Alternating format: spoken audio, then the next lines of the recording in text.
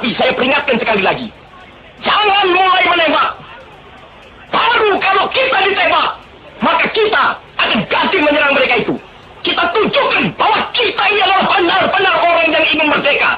Dan untuk kita, saudara-saudara, lebih baik kita hancur daripada tidak merdeka. Sebelum kita tetap merdeka atau mati. Kiprah Bung Tomo dan pidato-pidatonya dalam pertempuran antara arek-arek Surabaya melawan Belanda dan Sekutu pada 10 November 1945 membuatnya menjadi sosok yang selalu dikenang. Potret Bung Tomo ini merupakan foto legendaris yang kerap muncul, khususnya dalam momen Hari Pahlawan. Foto tersebut nampak gagah dan heroik, di mana Bung Tomo seolah sedang berorasi di atas podium sambil mengacungkan jari telunjuknya. Sosok matanya yang tajam, seolah menantang para penjajah di bumi Surabaya. Masalahnya, foto ini menyimpan banyak sekali kesalahan fakta sejarah, dari tahun, lokasi, hingga pakaian yang dipakai, menjadikannya sebagai salah satu anakronisme sejarah Indonesia paling fenomenal. Lantas, bagaimana sebenarnya cerita asli dari foto ikonik ini? Sebelum membahas lebih jauh, mari kita mengenal anakronisme sejarah terlebih dahulu. Anakronisme merupakan kesalahan waktu atau ketidaksesuaian suatu peristiwa. Misalnya, keberadaan suatu benda, peristiwa, tempat, atau nama yang tidak sesuai dengan periode waktu sejarah. Contohnya, pada 17 Agustus 1945, Sayuti Melik mengetik naskah proklamasi menggunakan laptop. Atau, ribuan mahasiswa dan demonstran menentang penjajahan Belanda pada tahun 1998. Dalam ilmu sejarah, anakronisme sangat berbahaya dan harus dihindari, karena dapat mengubah kebenaran suatu peristiwa sejarah dan memunculkan kesalahpahaman. Salah satu anakronisme itu ada dalam foto ikonik Bung Tomo satu ini. Ada banyak kesalahan dan versi sejarah tentang foto satu ini, dari tahun dibuat, lokasi dibuat, hingga pembuatnya itu sendiri. Menurut Purnawan Basundoro, seorang sejarawan Universitas Airlangga, foto tersebut tidak diambil pada tahun 1945, melainkan diambil di sebuah hotel di Malang pada tahun 1947, tepatnya 2 tahun setelah peristiwa 10 November. Pendapat ini senada dengan pernyataan Soeharto yang kemudian ditulis dalam buku karya jurnalis sekaligus sejarawan Australia, Frank Palmos.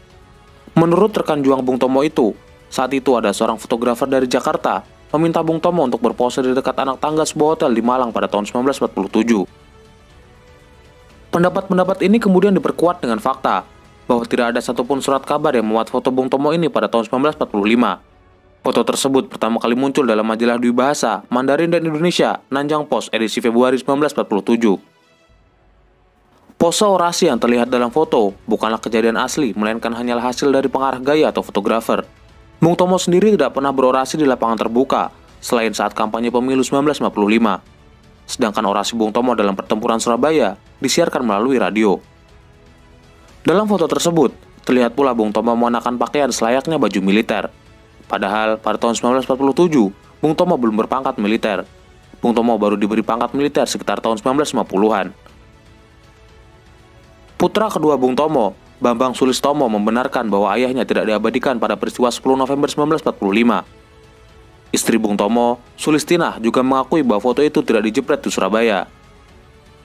Namun, versi berbeda datang dari Sulistinah. Dirinya tidak menyebut Malang, melainkan Mojokerto.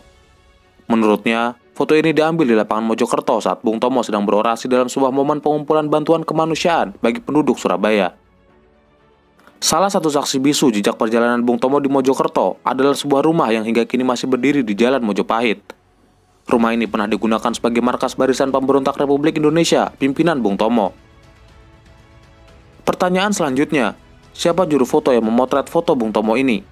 Sulistinah menyebut nama Alexius Impurung Mendur, wartawan foto IPOS atau Indonesia Press Photo Service. Mendur adalah legenda fotografi era perang. Dialah yang mengabadikan hampir semua peristiwa bersejarah periode 1945 hingga 1949. Dia merupakan fotografer yang memotret pembacaan proklamasi pada 17 Agustus 1945.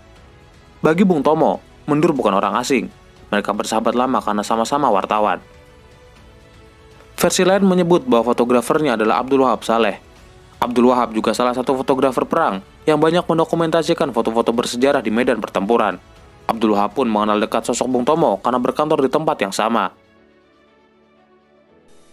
Proklamasi. Kami, bangsa Indonesia, dengan ini menyatakan kemerdekaan Indonesia. Hal-hal yang mengenai pemindahan kekuasaan dan lain-lain diselenggarakan dengan cara saksama.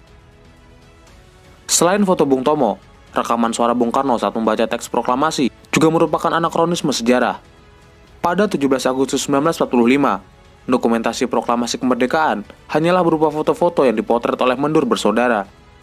Sedangkan rekaman suara pembacaan teks proklamasi yang sering kita dengar bukan berasal dari tahun 1945, melainkan dari tahun 1950 atau 1951. Yusuf Ronodipuro, pendiri RRI, meminta Bung Karno untuk membaca teks proklamasi dan direkam agar bisa diabadikan. Awalnya Bung Karno menolak, karena proklamasi harusnya hanya dibaca satu kali. Namun, Yusuf akhirnya bisa melunakkan hati Bung Karno agar mau kembali membacanya. Rekaman suara proklamasi dilakukan Bung Karno di studio RRI di Jakarta. Kemudian, hasil rekaman tersebut dikirimkan ke perusahaan piringan hitam Lokananta di Solo dan mulai digandakan pada tahun 1959. Sampai jumpa, salam Universe.